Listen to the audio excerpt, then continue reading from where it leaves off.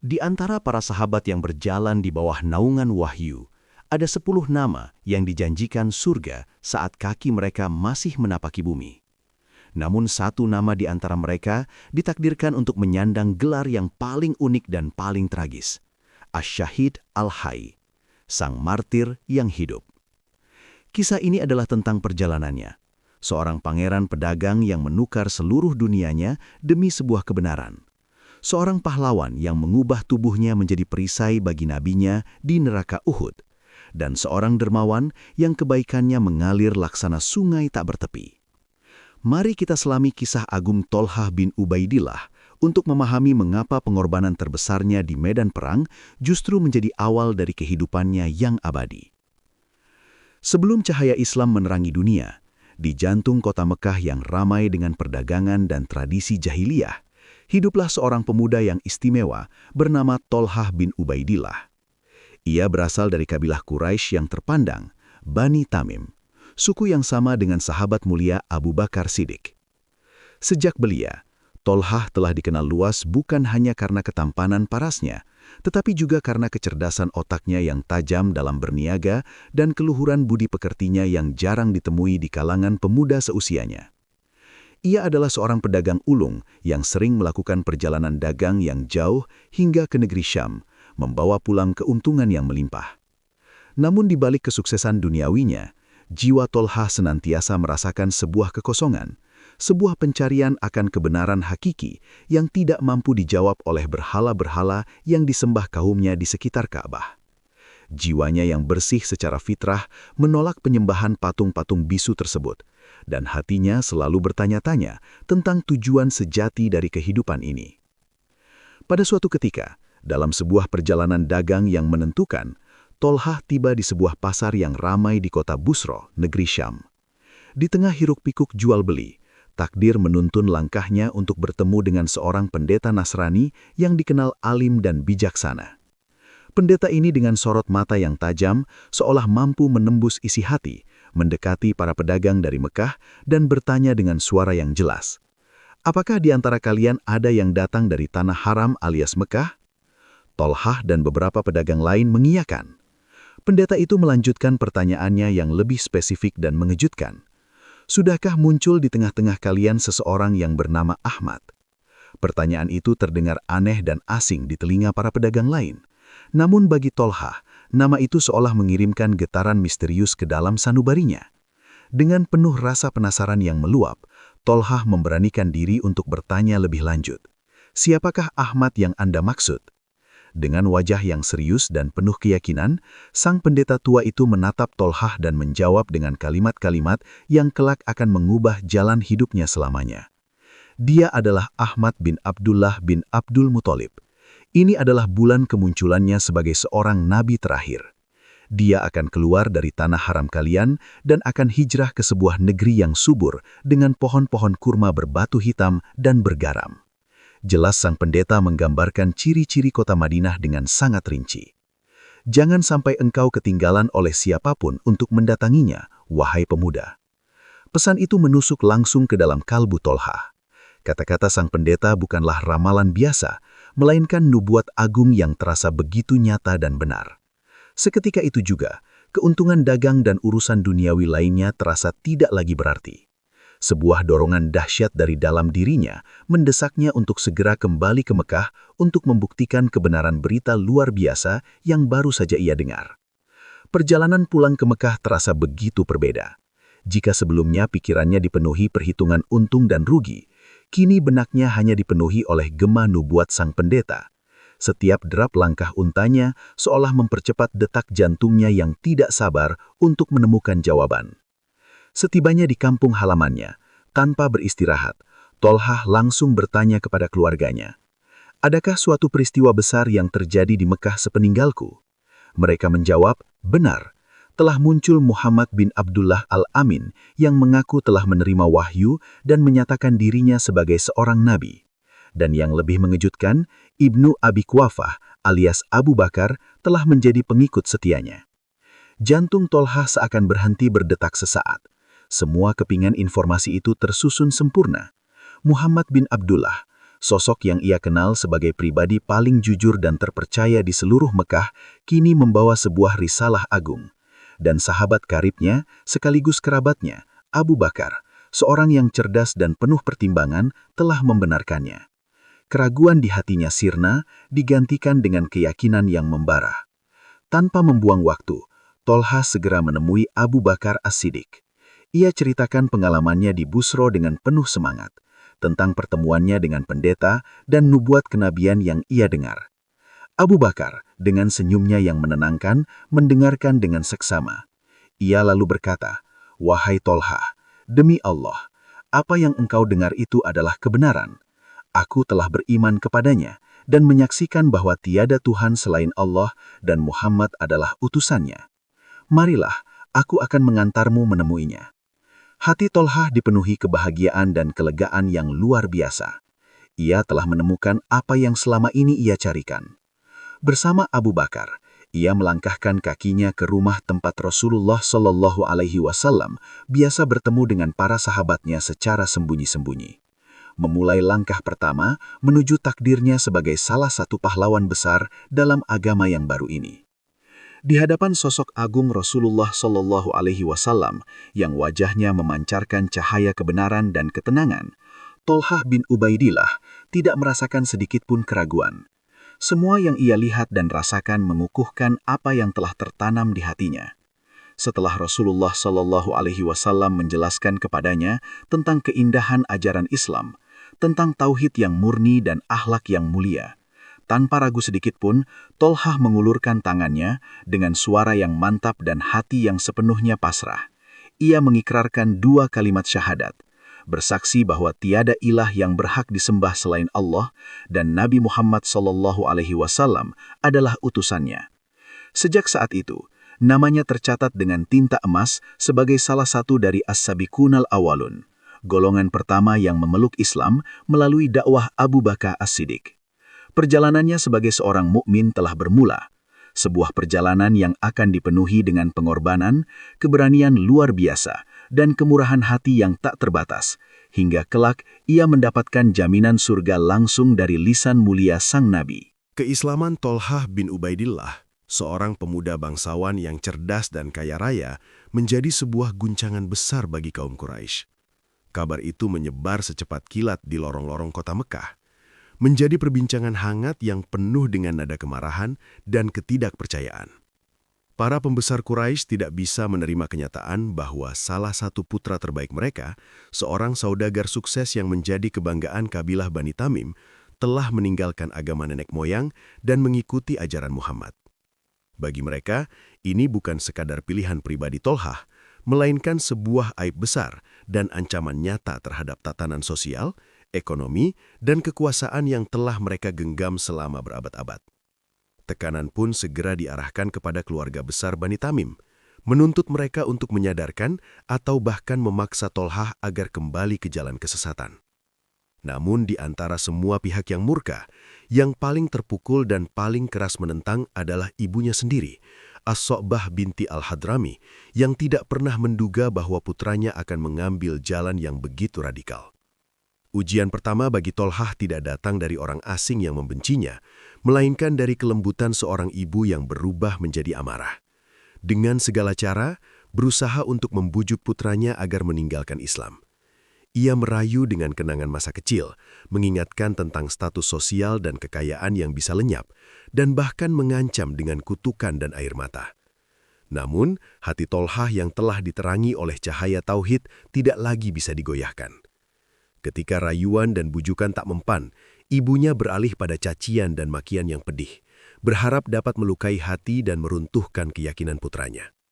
Setiap hari, Tolha harus berhadapan dengan kemarahan orang yang paling ia hormati, sebuah siksaan batin yang mungkin lebih menyakitkan daripada siksaan fisik. Namun ia menanggung semuanya dengan kesabaran yang luar biasa, tetap berbakti kepada ibunya semampunya, namun sama sekali tidak pernah berkompromi sedikitpun terkait akidah yang telah ia peluk dengan penuh keyakinan. Ketika tekanan dari keluarga terdekat gagal membuahkan hasil, kaum Quraisy memutuskan untuk menggunakan tangan besi. Mereka tidak bisa membiarkan presiden buruk ini berlanjut. muncullah seorang tokoh Quraisy yang terkenal dengan kebengisan dan kekejamannya, Naufal bin Khuwailid. Ia dijuluki sebagai singa Quraisy, bukan karena keberaniannya di medan perang, melainkan karena kebuasannya dalam menyiksa kaum muslimin yang lemah. Mengetahui bahwa Tolhah bin Ubaidillah dan Abu Bakar As-Siddiq berasal dari kabilah yang sama, dan keduanya adalah motor penggerak dakwah di kalangan elit Mekah, Naufal pun menjadikan mereka target utama. Dengan penuh kebencian, Naufal mencari dan menangkap kedua sahabat mulia itu. Ia kemudian mengambil seutas tali yang kuat dan mengikat Tolhah dan Abu Bakar menjadi satu, lalu menyeret dan mengarak mereka di depan halayak ramai untuk dipermalukan dan disiksa. Peristiwa inilah yang membuat Tolhah dan Abu Bakar kelak mendapat julukan kehormatan Al-Qarnain, yang berarti dua sahabat yang diikat menjadi satu. Siksaan yang diterima Tolhah dan Abu Bakar di tangan Naufal bin Khuwailid sangatlah berat. Mereka dipukul, dicambuk, dan dijemur di bawah terik matahari padang pasir yang membakar kulit. Setiap kali mereka menunjukkan tanda-tanda kelemahan, cemoohan dan hinaan semakin keras terdengar dari orang-orang yang menonton. Tujuan dari penyiksaan publik ini adalah untuk menanamkan rasa takut di hati siapapun yang berniat untuk mengikuti jejak mereka, sekaligus untuk menghancurkan mental kedua sahabat itu hingga mereka mengingkari keimanannya. Namun, hasil yang didapat kaum Quraisy justru berkebalikan. Semakin keras siksaan yang mereka terima, semakin kokoh pula iman yang tertancap di dada Tolhah. Rasa sakit fisik yang ia derita seolah menjadi pengingat akan kebenaran jalan yang ia pilih.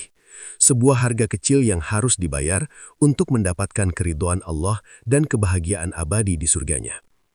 Ia melihat keteguhan di wajah saudaranya Abu Bakar, dan ia pun menemukan kekuatan yang sama di dalam dirinya. Sumber kekuatan Tolhah dalam menghadapi badai ujian ini adalah keyakinannya yang mendalam terhadap janji-janji Allah dan Rasul-Nya. Ia telah merasakan sendiri bagaimana Islam mengisi kekosongan jiwanya, memberinya tujuan hidup yang sejati, dan membebaskannya dari belenggu kejahiliahan. Ajaran Rasulullah SAW tentang kesabaran, pengorbanan, dan balasan syurga yang tiada tara menjadi perisai yang melindunginya dari keputusasaan. Tolhah memahami bahwa jalan dakwah ini bukanlah jalan yang ditaburi bunga, melainkan jalan yang penuh dengan duri dan rintangan. Ia melihat langsung bagaimana panutannya, Nabi Muhammad SAW, juga mengalami penderitaan yang lebih berat, namun tidak pernah sekalipun goyah. Teladan inilah yang menjadi bahan bakar bagi semangatnya, mengubah setiap luka menjadi tanda cinta dan bukti kesetiaan kepada Allah dan Rasul-Nya. Ia yakin bahwa setiap cambukan yang mendarat di tubuhnya akan menjadi saksi di hari kiamat atas keteguhan imannya. Meskipun berada dalam tekanan dan siksaan yang hebat, Tolhah bin Ubaidillah merupakan orang yang dermawan dan peduli, tidak pernah luntur. Justru ujian ini saja memurnikan niatnya. Jika sebelumnya kekayaannya ia gunakan untuk berdagang dan menikmati kemewahan dunia, kini ia mulai melihat hartanya sebagai amanah dari Allah yang harus digunakan untuk memperjuangkan agamanya. Secara sembunyi-sembunyi, ia tetap berusaha membantu para sahabat lain yang lebih lemah dan lebih miskin, berbagi dari apa yang ia miliki untuk meringankan penderitaan mereka. Ia tidak membiarkan kezoliman kaum Quraisy memadamkan api kemurahan hatinya. Keteguhan imannya terbukti tidak hanya dalam menahan siksaan, tetapi juga dalam kemampuannya untuk tetap memberi di saat ia sendiri sedang diuji. Fase penyiksaan ini berhasil ia lewati dengan kepala tegak. Imannya semakin kuat, jiwanya semakin bersih, dan ia pun siap menyongsong babak perjuangan selanjutnya, yang jauh lebih besar. Tahun-tahun berlalu di Mekah dengan penderitaan yang semakin memuncak. Setelah wafatnya paman Nabi Abu Thalib dan istri tercinta beliau Khadijah radhiyallahu anha, perisai pelindung Rasulullah SAW seolah telah tiada. Kaum Quraisy semakin kalap dan brutal dalam melancarkan permusuhan mereka. Intimidasi, boikot, dan siksaan fisik bukan lagi hal yang langka, melainkan menjadi makanan sehari-hari bagi kaum muslimin. Udara di Mekah terasa begitu sesak, dan bumi yang mereka pijak seakan menyempit. Di tengah situasi yang kritis inilah, sebuah fajar harapan mulai terbit dari ufuk utara. Allah Subhanahu wa Ta'ala menurunkan izinnya bagi Rasulullah SAW dan para pengikutnya untuk melakukan hijrah. Sebuah eksodus suci menuju kota Yathrib yang kelak akan berganti nama menjadi Madinah An-Nabawiyah, kota Nabi. Perintah ini bukanlah sebuah bentuk pelarian, melainkan sebuah strategi agung dari langit untuk membangun sebuah peradaban baru yang berasaskan tauhid, keadilan, dan persaudaraan, jauh dari cengkraman tiran-tiran Quraisy. Bagi Tolhah bin Ubaidillah, perintah hijrah ini adalah sebuah panggilan pengorbanan yang total. Ia tidak seperti sahabat lain yang mungkin tidak memiliki banyak beban duniawi. Tolhah adalah seorang konglomerat di masanya. Ia memiliki rumah-rumah mewah di Mekah, jaringan bisnis yang mapan dan menggurita hingga ke negeri-negeri jauh, serta aset dan kekayaan yang melimpah ruah. Hijrah berarti ia harus meninggalkan semua itu. Ia harus merelakan istana nyamannya, meninggalkan pusat perdagangannya, dan melepaskan seluruh kemapanan finansial yang telah ia bangun dengan kecerdasan dan kerja kerasnya. Ini adalah ujian keimanan pada level yang berbeda, ujian untuk membuktikan apakah cintanya kepada Allah dan Rasul-Nya lebih besar daripada cintanya kepada harta benda yang fana. Tanpa keraguan sedikitpun, Tolhah menyambut panggilan ini. Ia memandang semua kekayaannya sebagai sesuatu yang kecil dan tidak berarti jika dibandingkan dengan kesempatan untuk bisa hidup bebas menjalankan agamanya dan berada di sisi Rasulullah dalam membangun fondasi Islam. Pengorbanan ini adalah bentuk infak terbesarnya, yang pertama menukar seluruh dunianya untuk meraih akhirat. Perjalanan hijrah itu sendiri bukanlah sebuah piknik yang menyenangkan. Setiap jengkal tanah dari Mekah ke Madinah dipenuhi dengan ancaman dan mara bahaya. Mata-mata Quraisy disebar di seluruh penjuru, siap untuk menangkap atau bahkan membunuh setiap Muslim yang mencoba melarikan diri. Mereka telah menetapkan sayembara dengan hadiah besar bagi siapapun yang bisa membawa kepala Rasulullah SAW, dan para sahabat utama pun menjadi target bernilai tinggi. Tolhah dengan statusnya sebagai seorang bangsawan dan tokoh penting di kalangan muslimin tentu saja berada dalam daftar orang yang paling dicari. Dengan keahliannya sebagai seorang musafir dan pedagang yang berpengalaman, ia merencanakan perjalanannya dengan sangat hati-hati, menempuh jalur-jalur yang tidak biasa di tengah keheningan malam dan panasnya siang hari. Ia harus bergerak dalam senyap, menghindari pos-pos penjagaan, dan senantiasa waspada terhadap para pemburu hadiah yang kejam. Setiap langkahnya adalah pertaruhan antara hidup dan mati.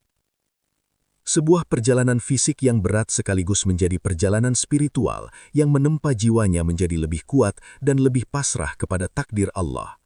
Sebuah peristiwa agung tercatat dalam sejarah yang menunjukkan betapa besar cinta dan peran Tolhah dalam hijrah ini. Di saat kaum Ansar dan Muhajirin yang telah tiba di Madinah dengan penuh cemas menantikan kedatangan Rasulullah SAW dan Abu Bakar Siddiq, Tolhah justru dalam perjalanan pulang dari kafilah dagangnya di Syam. Di tengah jalan di suatu tempat di luar Madinah, takdir mempertemukannya dengan dua sosok yang paling dinantikan oleh seluruh penduduk Madinah. Ia melihat Rasulullah SAW dan Abu Bakar yang sedang dalam perjalanan puncak hijrah mereka. Melihat keadaan pakaian kedua pemimpinnya yang tampak lusuh dan letih setelah menempuh perjalanan yang begitu berat dan berbahaya, termasuk bersembunyi selama 3 hari di Gua Thur, jiwa dermawan Tolhah langsung bergejolak. Tanpa pikir panjang, ia segera membuka barang dagangannya yang baru dan berharga. Ia memilihkan beberapa helai pakaian putih yang paling bagus dari Syam, lalu memberikannya kepada Rasulullah SAW dan Abu Bakar untuk mereka kenakan. Sungguh sebuah kehormatan yang luar biasa. Tolhah menjadi orang yang mendandani Rasulullah sebelum beliau memasuki kota yang akan menjadi pusat dakwahnya. Setibanya di Madinah, salah satu langkah pertama yang dilakukan oleh Rasulullah SAW untuk membangun masyarakat baru yang kokoh adalah mempersaudarakan atau mu'akhah antara kaum Muhajirin yang datang dari Mekah dengan kaum Ansar, penduduk asli Madinah. Ikatan ini bukanlah ikatan persaudaraan biasa, melainkan ikatan akidah yang mengalahkan segala bentuk ikatan darah, suku, dan status sosial. Dalam peristiwa yang penuh dengan suasana haru dan persatuan ini, Tolhah bin Ubaidillah, sang bangsawan dari Mekah, dipersaudarakan dengan salah seorang tokoh terpandang dari kaum Ansar, yaitu Ka'ab bin Malik. Dalam riwayat lain disebutkan Sa'id bin Zaid.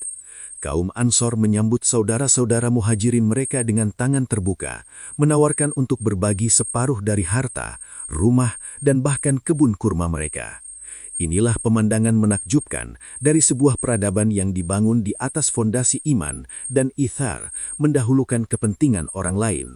Dan Tolhah berada tepat di jantung proses pembentukan umat yang fenomenal ini.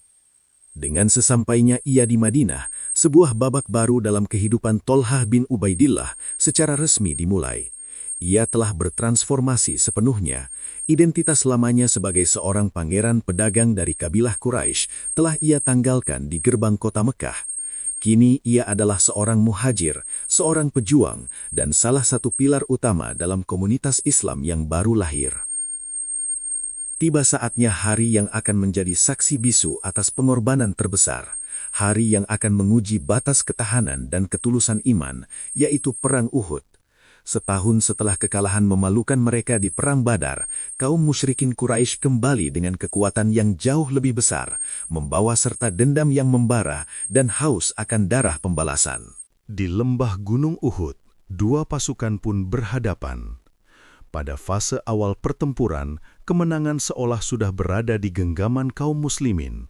Pasukan pemanah yang ditempatkan oleh Rasulullah Shallallahu Alaihi Wasallam di atas Bukit Ainain berhasil menjalankan tugasnya dengan sempurna, menghujani pasukan berkuda musuh dengan anak panah dan memporak-porandakan barisan mereka.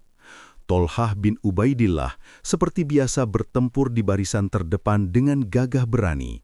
Ia bergerak lincah di tengah medan laga, menebaskan pedangnya dengan kekuatan singa, merobohkan satu persatu pembawa panji Quraisy dan menyebarkan ketakutan di hati musuh. Semangat juangnya yang berkobar-kobar turut membangkitkan moral pasukan muslim lainnya, membawa mereka pada gerbang kemenangan yang tampak begitu dekat. Namun di tengah euforia kemenangan yang terlalu dini itu, sebuah tragedi besar terjadi.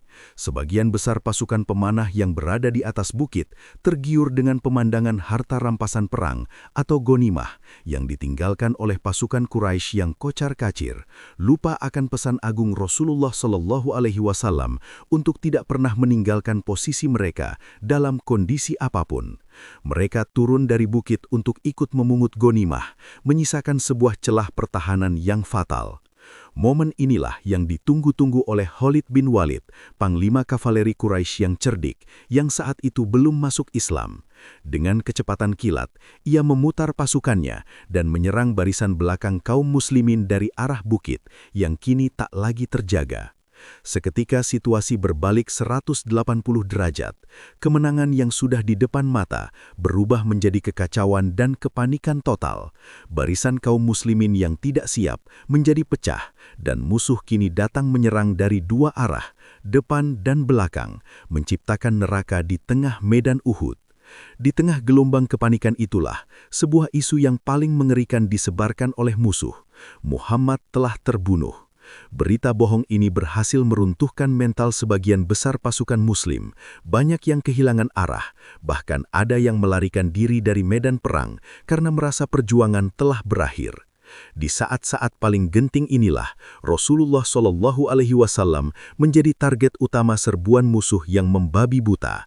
Beliau terdesak, terpisah dari pasukan utamanya, dan hanya dilindungi oleh segelintir sahabat yang paling setia, yang jumlahnya tidak lebih dari belasan orang.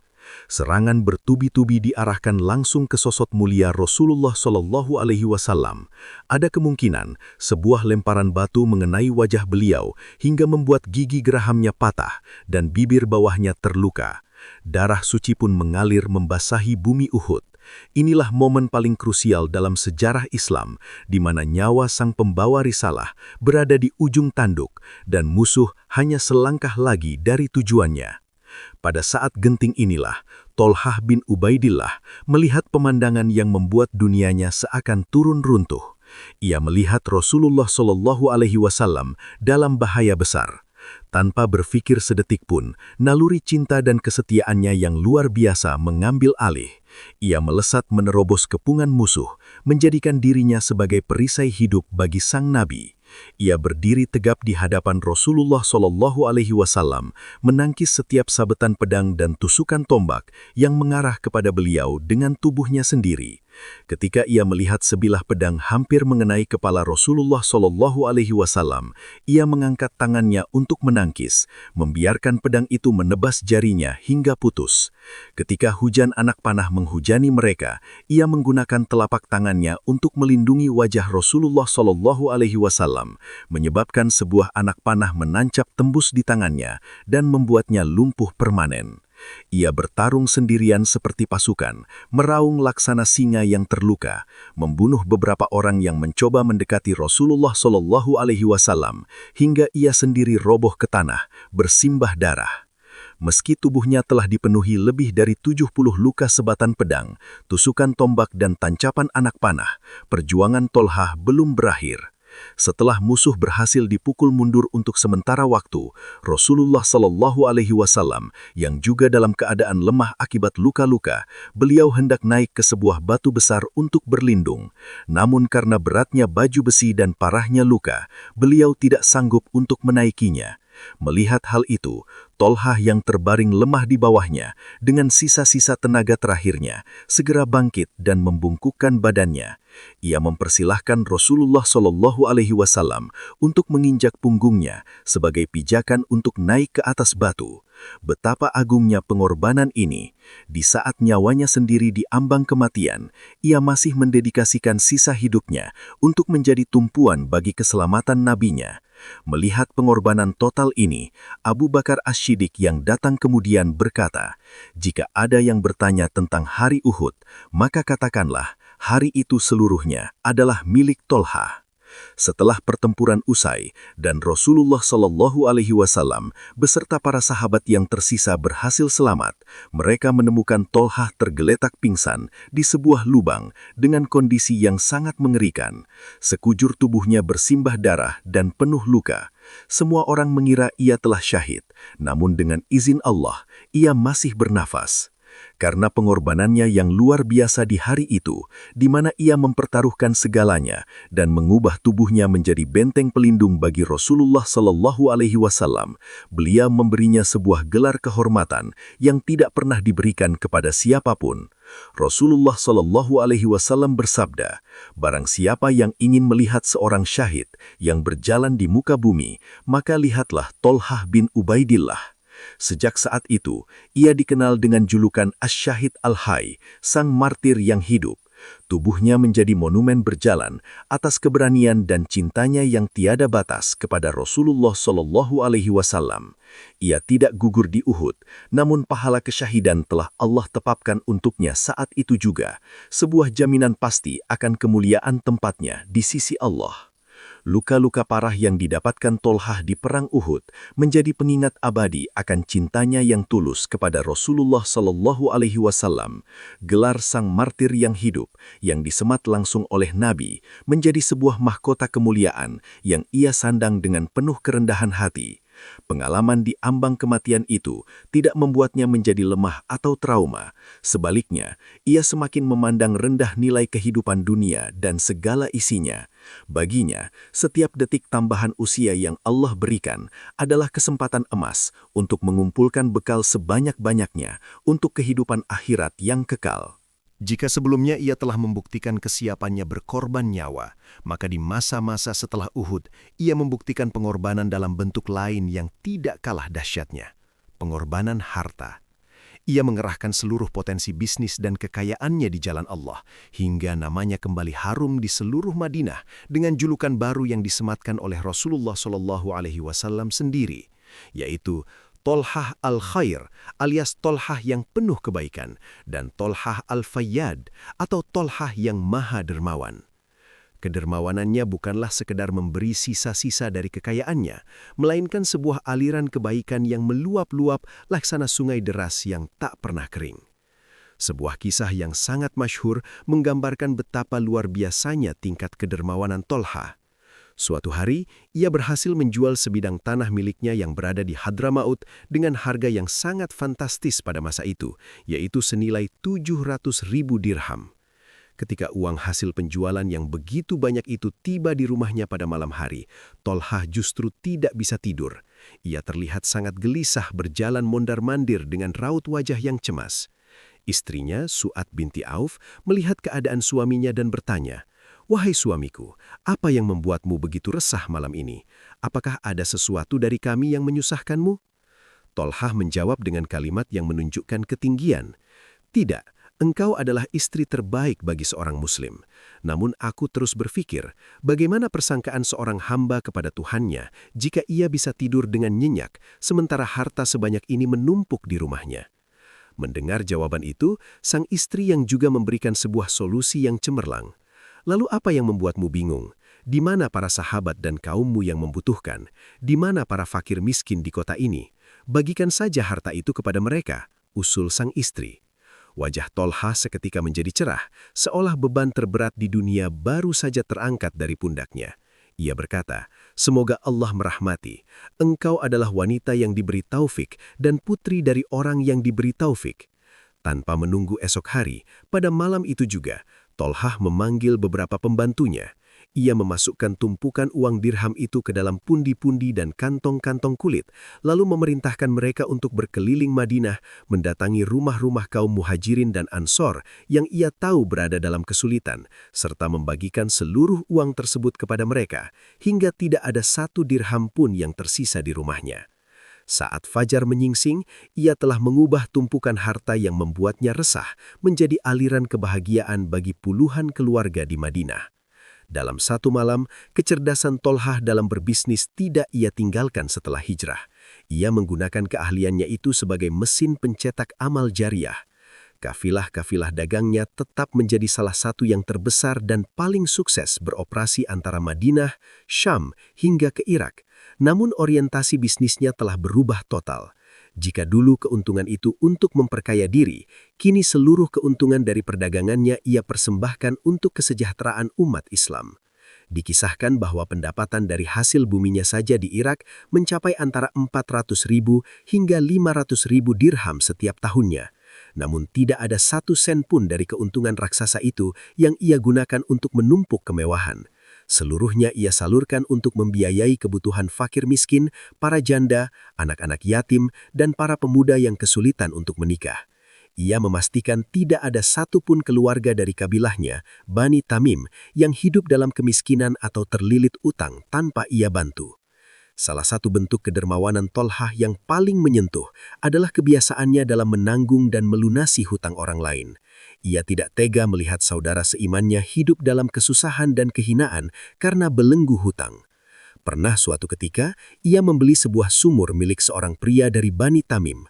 Setelah transaksi selesai, pria itu tampak murung. Tolhah pun bertanya, "Mengapa engkau tampak sedih?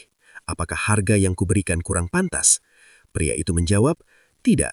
Harganya sudah sangat pantas, namun aku bersedih karena hutangku yang banyak." Tanpa pikir panjang, Tolhah berkata, "Kalau begitu, seluruh uang pembayaran sumur ini ambillah untuk melunasi hutang-hutangmu." Di lain waktu, seorang sahabat datang menemuinya untuk meminta bantuan. Tolhah pun bertanya tentang nasab orang tersebut dan ternyata masih memiliki hubungan kerabat dengannya. Ia lalu berkata, "Aku memiliki sebidang tanah yang telah ditawar oleh Uthman bin Affan seharga 300.000 dirham. Jika kau mau, ambillah tanah itu. Atau jika kau lebih butuh uangnya, aku akan menjualnya kepada Uthman dan memberikan seluruh uangnya kepadamu." Orang itu memilih uangnya dan Tolhah pun menepati janjinya, memberikan seluruh hasil penjualan tanahnya kepada kerabatnya tersebut. Demikianlah kehidupan Tolhah bin Ubaidillah di Madinah. Ia adalah perpaduan perfekto antara seorang pahlawan di medan perang dan seorang dermawan di tengah masyarakat. Tangannya yang dulu kokoh menangkis pedang demi melindungi Rasulullah SAW, kini menjadi tangan yang senantiasa terulur untuk memberi dan meringankan beban sesama. Ia adalah bukti nyata bahwa kekayaan dan keimanan bisa berjalan beriringan, di mana harta tidak menjadi tuan yang membelenggu, melainkan menjadi hamba yang patuh untuk meraih keridhaan Allah. Julukan Al-Khair dan Al-Fayyad melekat abadi pada dirinya, bukan karena satu atau dua kali perbuatan, melainkan karena kedermawanan telah menjadi karakter dan nafas kehidupannya sehari-hari. Ia adalah sungai kebaikan yang terus mengalirkan manfaat bagi umat, sebuah teladan agung tentang bagaimana seharusnya seorang mukmin memandang dan menggunakan nikmat harta yang Allah titipkan kepadanya, mempersiapkan dirinya bagi babak terakhir dalam perjalanannya di dunia. Waktu terus berjalan, membawa umat Islam melewati masa-masa keemasan di bawah kepemimpinan dua khalifah agung setelah Rasulullah SAW, Abu Bakar As-Siddiq dan Umar bin Khattab. Namun takdir Allah menetapkan bahwa umat ini pun harus melalui ujian terberatnya. Benih-benih perpecahan yang ditebar oleh kaum munafik dan para pembenci Islam mulai tumbuh di masa akhir kekhalifahan Uthman bin Affan. Fitnah menyebar laksana api di musim kering, membakar akal sehat dan menumbuhkan kebencian. Puncaknya adalah sebuah tragedi yang menggetarkan arsy, yaitu pengepungan dan pembunuhan Khalifah Uthman yang zuhud dan pemalu oleh para pemberontak. Peristiwa ini menjadi gempa dahsyat yang melentakkan pilar persatuan umat. Madinah yang tadinya penuh dengan ketenangan, kini diliputi kabut kebingungan, kesedihan, dan kemarahan. Talha bin Ubaidillah bersama para sahabat senior lainnya merasakan kepedihan yang mendalam atas terbunuhnya sahabat sekaligus menantu Rasulullah SAW itu secara zolim. Setelah wafatnya Utsman, umat mengangkat Ali bin Abi Thalib sebagai khalifah yang baru. Di tengah situasi yang masih sangat genting, beberapa sahabat utama termasuk Talha bin Ubaidillah, Zubair bin Awam, dan Ummul Mukminin Aisyah radhiyallahu anha datang menemui Khalifah Ali bin Abi Thalib. Tuntutan mereka hanya satu, tegakkan kisos atau hukum balasan setimpal dan adili para pembunuh Utsman secepatnya. Namun Khalifah Ali memiliki ijtihad atau pendapat hukum yang berbeda. Menurut pandangannya, kondisi saat itu belum stabil. Para pemberontak telah bercampur baur dengan penduduk Madinah dan memiliki kekuatan yang signifikan. Menghukum mereka secara gegabah justru bisa memicu perang saudara yang lebih besar dan membahayakan eksistensi negara. Ali berpendapat bahwa yang utama adalah menstabilkan pemerintahan terlebih dahulu. Barulah setelah itu hukum kisos bisa ditegakkan dengan adil. Perbedaan ijtihad antara dua kelompok sahabat mulia inilah yang menjadi pangkal dari salah satu perselisihan paling menyedihkan dalam sejarah Islam. Sebuah perselisihan yang murni didasari oleh keinginan menegakkan kebenaran menurut versi masing-masing, bukan karena ambisi duniawi. Merasa bahwa tuntutan mereka tidak bisa segera dipenuhi di Madinah, Talha, Zubair, dan Aisyah radhiyallahu anha memutuskan untuk berangkat menuju Basrah, Irak. Tujuan mereka adalah untuk menggalang kekuatan dari kaum muslimin di sana guna menekan agar keadilan bagi Utsman segera diwujudkan. Kabar ini sampai ke telinga Khalifah Ali, yang kemudian menyusul bersama pasukannya untuk berdialog dan mencegah terjadinya pertumpahan darah. Namun takdir berkata lain. Di tengah upaya negosiasi, para penyulut fitnah, orang-orang yang sama yang membunuh Utsman berhasil mengadu domba kedua belah pihak di kegelapan malam. Mereka menyerang kedua kubu secara bersamaan, membuat masing-masing pihak menyangka bahwa pihak lain telah berkhianat dan memulai serangan. Pertempuran yang tidak pernah diinginkan oleh para pemimpinnya itu pun akhirnya meletus. Perang yang kelak dikenal dengan Perang Jamal itu menjadi saksi bisu di mana pedang-pedang kaum muslimin untuk pertama kalinya saling berhadapan. Di tengah hiruk-pikuk pertempuran, di mana para sahabat harus saling berhadapan dengan sahabat lainnya, sebuah momen pencerahan terjadi. Khalifah Ali berhasil maju dan bertemu langsung dengan Talha dan Zubair. Dengan suara yang penuh kesedihan, Ali mengingatkan mereka akan kenangan dan sabda Rasulullah SAW di masa lalu. Kepada Zubair, ia mengingatkan sebuah hadis di mana Nabi pernah bersabda bahwa Zubair kelak akan memerangi Ali dalam keadaan zolim. Seketika itu juga, Zubair teringat, hatinya bergetar, dan ia pun segera menarik diri dari medan perang. Talha pun merasakan penyesalan yang mendalam. Ia melihat wajah-wajah muslim saling membunuh dan menyadari betapa dahsyatnya fitnah ini. Dalam sebuah riwayat, ia terduduk dan berdoa dengan penuh penyesalan. Ya Allah, ambillah darahku pada hari ini untuk menebus darah Utsman hingga Engkau ridho. Ia telah melihat kebenaran dalam argumen Ali untuk mencegah pertumpahan darah dan memutuskan untuk menarik diri dari pertempuran yang menyayat hati itu. Namun gelar sang martir yang hidup, yang telah ia sandang sejak Perang Uhud, seolah harus menemukan takdirnya pada hari itu. Ketika Talha sedang dalam proses menarik diri dari barisan dan menjauhi dari pusat pertempuran, sebuah anak panah misterius melesat dari arah yang tidak terduga. Panah itu tepat mengenai urat di bawah lututnya, memutuskan pembuluh darah utamanya.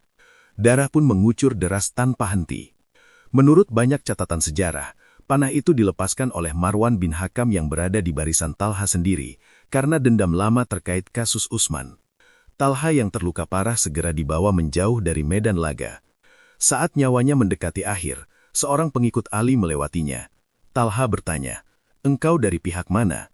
Orang itu menjawab, "Aku dari pengikut Amirul Mukminin Ali."